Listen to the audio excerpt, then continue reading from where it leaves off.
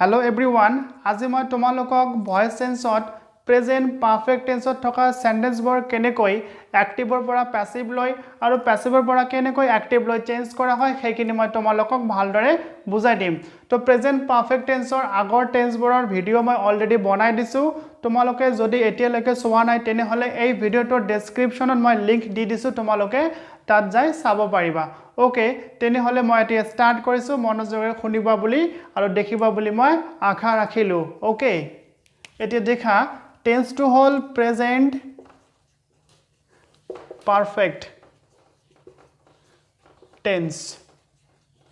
আৰু sentence to কি sentence assertive sentence মনত ৰাখিবা দেই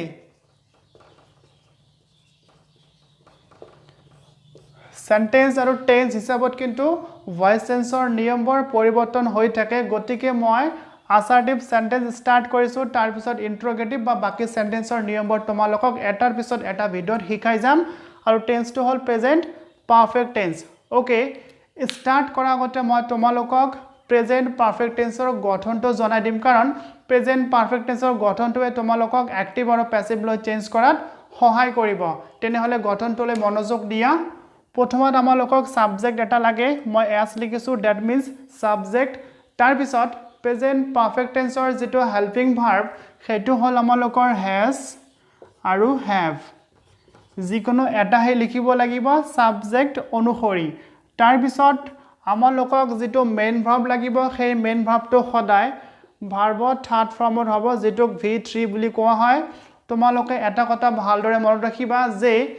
পাৰফেক্ট টেন্সত সেইটো প্ৰেজেন্ট পাৰফেক্ট হ'ব পাৰে পাষ্ট পাৰফেক্ট বা ফিউচাৰ পাৰফেক্ট যিকোনো পাৰফেক্ট হ'ব পাৰে যদি টেন্স টু পাৰফেক্ট টেন্স হয় তেনে হলে মনত ৰাখিবা ভাৰ্বটো সদায় থাৰ্ড ফৰ্মত হ'বই ওকে তেনে হলে আমি ভাৰ্বটো থাৰ্ড ফৰ্মত লিখিলো তাৰ পিছত অবজেক্ট বা আদাৰ ওয়াৰ্ডবোৰ ইয়াত আমি লিখিম ওকে তো এইটোৱে হল আমালোকৰ প্ৰেজেন্ট পাৰফেক্ট টেন্সৰ গঠন আৰু লগতে এই গঠনটোৰ যোগেদি আমি যদি কোনো সেন্টেন্স প্ৰেজেন্ট পাৰফেক্ট টেন্সত প্যাসিভ ভয়েসত লিখা থাকে তেনে হলে সেইটো সেন্টেন্সক আমি এই গঠনৰ জৰিয়তে এক্টিভ লৈ চেঞ্জ কৰিব পাৰিম তেনে হলে আমি কি বুজিলো যে এই গঠনটোৰ যোগেদি আমি এক্টিভ ভয়েস বনাব পাৰিম সো এই গঠনটোক আমি এক্টিভ ভয়েসৰ গঠনো কব পাৰো দ্যাট মিন্স এটো হল এক্টিভ ভয়েসৰ গঠন প্লাস প্ৰেজেন্ট পাৰফেক্ট টেন্সৰ গঠন ওকে তোমালোকে নিশ্চয় বুজিছা আই থিংক এনে হলে এতিয়া মই তোমালোকক এটা এক্সাম্পল দিম দেখা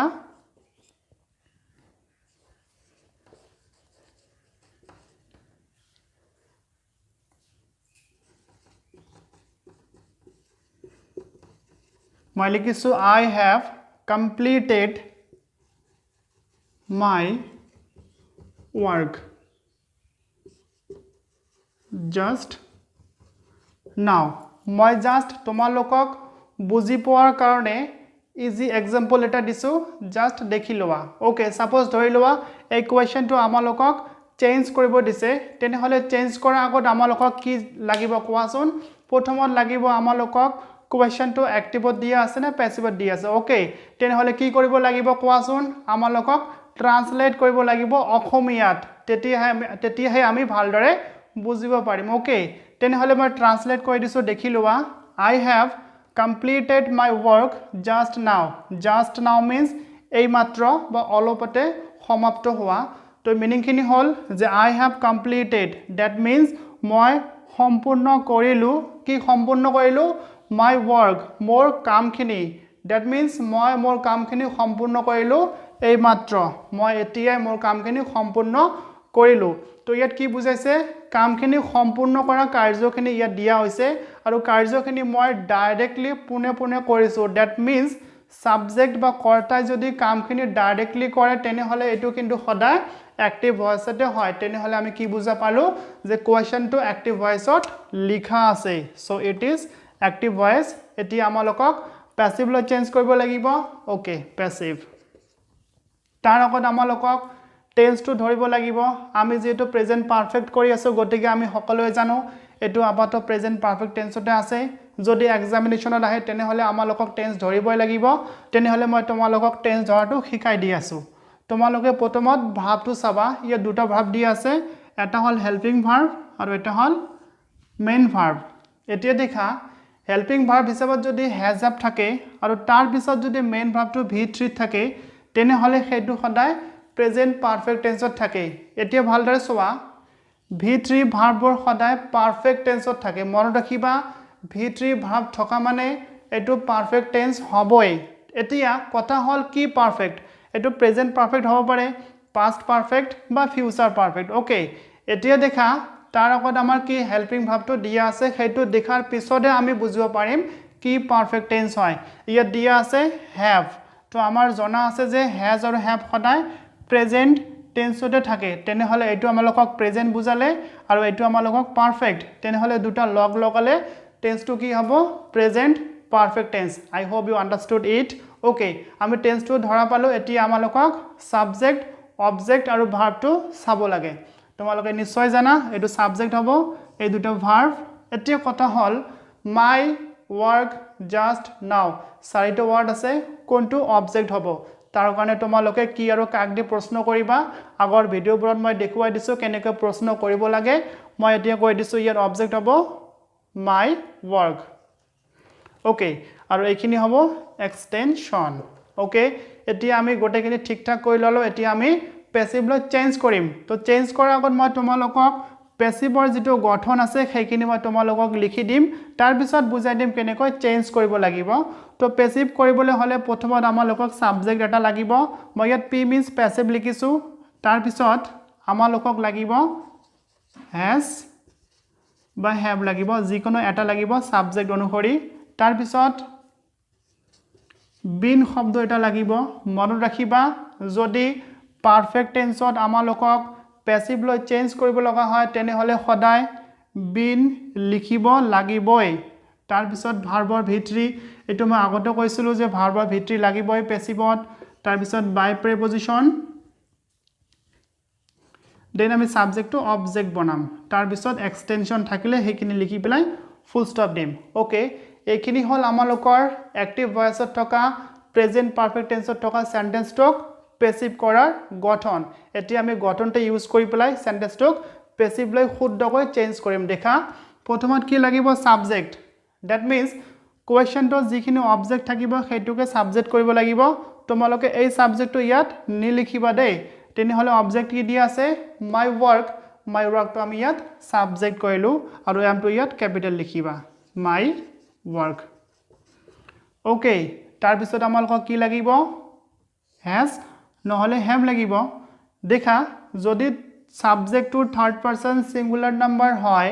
আই ৰিপিট ইট ওয়ান সেকেন্ড ভালকৈ শুনিবা যদি সাবজেক্টটো থাৰ্ড পাৰসন সিঙ্গুলাৰ নাম্বাৰ হয় তেনেহলে তেনেকুৱা ভাৰ্বৰ লগত সদায় has ব্যৱহাৰ কৰা হয় তেনেহলে দেখা মাই ওয়াৰ্ক এটো সিঙ্গুলাৰ নাম্বাৰ হয় তেনেহলে এটো হল থাৰ্ড পাৰসন সিঙ্গুলাৰ নাম্বাৰ তেনেহলে এটো সাবজেক্টৰ লগত আমি has ব্যৱহাৰ কৰিম ওকে আৰু যদি নহয় তেনেহলে have ব্যৱহাৰ কৰিম সিম্পল ওকে তাৰ পিছত আমি has ব্যৱহাৰ কৰিলো এতিয়া আমালোকৰ বাকি থাকিল been টো আমি ইয়াত লিখি দিলো তাৰ পিছত আমালোকক লাগিব ভাৰ্বৰ থাৰ্ড ফৰ্ম কোৱেশ্চনটো দেখা ভাৰ্বৰ থাৰ্ড ফৰ্ম অলৰেডি দিয়া আছে পাৰফেক্ট টেন্সত সদায় ভাৰ্বৰ থাৰ্ড ফৰ্মটো দিয়া থাকে খুব সিম্পল হয় তেনেহলে আমি ইয়াত কমপ্লিটেড লিখিম থাৰ্ড ফৰ্মটো দিয়া আছে থাৰ্ড ফৰ্ম লিখিলো তাৰ পিছত বাই প্ৰিপজিশনটো লাগিব আমি বাইটো ইয়াত লিখি দিলো তাৰ পিছত কি লাগিব object that means subject to object বনাম ইয়াত আই আছে আই থাকিলে মি হয় তোমালোকে নিশ্চয় জানা যদি না জানা তেনেহলে আগৰ ভিডিওবোৰ চাবা তাত মই বুজাই দিছো এতিয়া অবজেক্ট হৈ গল আমালোকৰ কি বাকি থাকিল এক্সটেনশন আৰু ইয়াত এক্সটেনশন কোনখিনি হয় জাস্ট নাও তো জাস্ট নাও খিনি আমি ইয়াত লিখি দিলো আৰু সেন্টেন্সটো হৈ গল passive so this is the right passive form of this active voice মই আশা কৰিছো তোমালোকে কেনেকৈ এক্টিভ টক পেসিভ বনালো মই তোমালোকে ভালদৰে বুজিব পাৰিছা তেনেহলে মই নেক্সট এটা এক্সাম্পল দিম তোমালোকে ভালদৰে যদি সোৱা তেনেহলে তোমালোকে এইখিনি কনসেপচন ভালদৰে কৰিব পাৰা ক্লিয়াৰ আৰু তোমালোকে পৰীক্ষাত অহা কোৱেশ্চনৰ যিকোনো আনসাৰ শুদ্ধকৈ সমাধান কৰিব পাৰিবা ওকে ওকে তোমালোকৰ সুবিধাৰ কাৰণে মই আৰু দুটা এটা এক্সাম্পল দিম যাতে তোমালোকৰ কনসেপচন খিনি আৰু বেছি ভাল হয় ওকে তেনেহলে এক্সাম্পল বোৰ সোৱা আৰু তোমালোকে এক্সাম্পল বোৰ সোৱাৰ লগতে চেষ্টা কৰিবা ধৰিবলৈ যে এক্সাম্পলবোৰ কিহৰ লিখা আছে এক্টিভত নে পেছিভত ওকে তেনেহলে মই স্টাৰ্ট কৰিছো আৰু তোমালোকে গেছ কৰিবলৈ স্টাৰ্ট কৰা ওকে প্ৰথম এক্সাম্পল লিখিলো মই she has been helped by the policeman okay মই লিখিছো she has been helped by the policeman gas কৰাচোন কিহৰ লিখা আছে এক্টিভত না পেছিভত সাগে তোমালোকে গেছ কৰিছা এক্টিভত না পেছিভত আৰু এটো লিখা আছে পেছিভ ভয়েসত কেনেকৈ গম পালা মই বুজাই দি আছো কোৱেশ্চনটো অসমীয়াখিনি আমি ট্ৰান্সলেট কৰি লম তেনেহলে আমি বুজিব পাৰিম এক্টিভত আছে না পেছিভত আছে ওকে এটি দেখা she has been helped by the policeman okay ইয়াত কোৱা আছে by the policeman means policeman জনৰ দ্বাৰা কি হৈছে help that means সহায় কৰা হৈছে কাক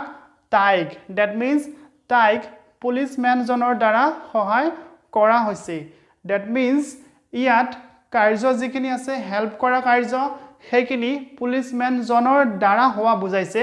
সেই কাৰণে এটো প্যাসিভ ভয়েস হ'ব কাৰণ কাৰ্যখিনি যদি কাৰোবাৰ দ্বাৰা হোৱা বুজায় তেনেহলে সদায় প্যাসিভ ভয়েসত হয় তেনেহলে এই কাৰ্যখিনি পুলিচম্যানৰ দ্বাৰা হৈছে গতিকে this is the passive voice I hope you understood it okay এতিয়া আমি এটো অ্যাক্টিভ লৈ চেঞ্জ কৰিম এটা দেখা এতিয়া তাৰ আগত আমি টেন্সটো ধৰি লওঁ কি টেন্সত লিখা আছে okay এতিয়া দেখা ইয়াত has আছে প্লাস v3 আছে has আৰু v3 থকা মানে প্ৰেজেন্ট পাৰফেক্ট টেন্স হয় মই আগৰ এক্সাম্পলটো তোমালোকক বুজাই দিছো কেনেকৈ বুজিব পাৰিবা so it is present perfect tense আৰু পেছিভত থকা কাৰণে ইয়াত বিন শব্দটো দিয়া আছে তোমালোকে ভালদৰে মন ৰাখিবা যদি বিন শব্দ থাকে তেনেহলে হেতু সদায় পাৰফেক্ট টেন্সত হয় পেছিভ ভয়েসৰ পাৰফেক্ট টেন্সতে সদায় বিন শব্দটো ইউজ কৰা হয় ভালদৰে মনত ৰাখিবা আৰু তাৰ পিছত ইয়াত প্ৰেজেন্ট পাৰফেক্ট টেন্স হয় তেনেহলে present perfect tense plus been শব্দটো আমালোকক পেছিভ বুলি প্ৰমাণ কৰি দিলে তাৰ উপৰিও আমি অসমীয়াটো ট্ৰান্সলেট কৰিয়ে লৈছিলো যে এটো হল পেছিভ ভয়েস আৰু প্ৰেজেন্ট পাৰফেক্ট টেন্সৰ পেছিভ ভয়েসত লিখা আছে তেনেহলে আমালোকক এক্টিভ ভয়েসত চেঞ্জ কৰিব লাগিব প্ৰেজেন্ট পাৰফেক্ট টেন্সৰ গঠনটো ইউজ কৰি পেলাই আৰু গঠনটো মই আগৰ এক্সাম্পলত দি দিছো তোমালোকে তাত চাই লবা মই এতিয়া এক্টিভ কৰি দি আছো তো প্ৰথমত আমালোকক সাবজেক্টটো লিখিব লাগে তো কাৰ দ্বাৰা কামখিনি কৰা হৈছে সেই ব্যক্তিজনে বা সেই বস্তুটোৱে আমালোকৰ সাবজেক্ট হ'ব তো ইয়াত কোৱা হৈছে পুলিচম্যান জনৰ দ্বাৰা হে কামখিনি সম্পূৰ্ণ কৰা হৈছে so here will be the subject is the policeman so policeman আমি ইয়াত লিখিম সাবজেক্ট হিচাপত the policeman okay this is the subject তাৰ পিছত আমালোকক কি লাগিব has নহলে have তোমালোকক মই কৈয়ে দিছো যদি সাবজেক্টটো থাৰ্ড পাৰসন সিঙ্গুলাৰ নাম্বাৰ হয় I repeat it once again যদি সাবজেক্টটো থাৰ্ড পাৰসন সিঙ্গুলাৰ নাম্বাৰ হয় তেনেহলে সদায় তাৰ লগত has ব্যৱহাৰ কৰা হয় নহলে have ইউজ কৰিবা okay so the policeman is a third person singular number subject so with the subject we will use has not have okay so আমি ইয়াত has লিখিম okay the policeman has এতিয়া আমালোকক কি লাগিব তোমালোকে ফৰ্মুলাটো চোৱা গঠনটো চোৱা ইয়াত আমাক লাগিব ভাৰ্বৰ থাৰ্ড ফৰ্ম আৰু সেন্টেন্সটোত অলৰেডি ভাৰ্বৰ থাৰ্ড ফৰ্ম দিয়া আছে এটো হ'ব থাৰ্ড ফৰ্ম সো আমি থাৰ্ড ফৰ্মটো ইয়াত লিখিম helped the policeman has helped policeman জনে সহায় কৰিছে কাক সহায় কৰিছে তাইক সহায় কৰিছে গতিকে তাইকৰ ইংৰাজী হল হাৰ that means she to ইয়াত হাৰ হ'ব আৰু ইয়াত হাৰ আছিল সেই কাৰণে আমি যেতিয়া সাবজেক্ট বনাইছিলো তেতিয়া হাৰটো চেঞ্জ হৈ ইয়াত she হৈছিল আৰু she to যেতিয়া আমি আকৌ অবজেক্ট বনাম তেতিয়া হার হ'ব ইয়াত so the policeman has helped her so this is the right active voice মই আশা কৰিছো তোমালোকে বুজিব পাৰিছা এতিয়া মই পুনৰ এটা এক্সাম্পল দিম তোমালোকে দেখি লোৱা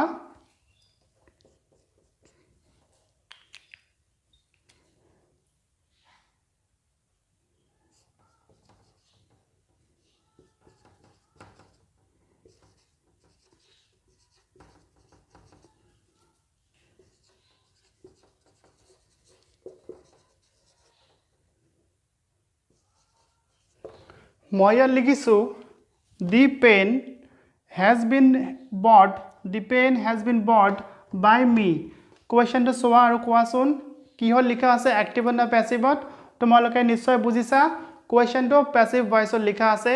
কাৰণ সাধাৰণতে আমি গঠনটো দেখিলেও বুজিব পাৰো পেছিভত লিখা আছে কিন্তু তোমালোকে গঠন দেখি কেতিয়াও এক্টিভ বা পেছিভ এটো সিদ্ধান্ত নলবা কাৰণ কেতিয়াবা এক্টিভ ভইচৰ গঠন এনেকুৱা ধৰণৰ হ'ব পাৰে গতিকে গঠনে আমালোকক শুদ্ধ আনসাৰটো নিদিব পাৰে সেই কাৰণে তোমালোকে 100% শুদ্ধ আনসাৰ পাবলৈ হলে তোমালোকে